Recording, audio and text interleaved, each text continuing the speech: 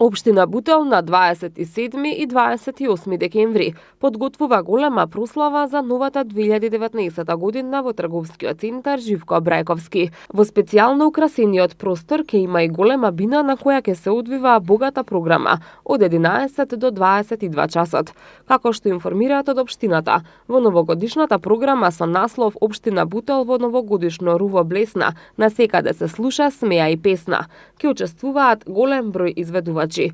Од 11 до 18 часот ќе настапат најмладите од основните и средните училишта во општината, а предвиден е настап и на повеќе културно-уметнички друштва, како Никола Јонков Вапцаров, Митеви, Плетеница или Рида, босанската фолклорна група Диван Хана и други.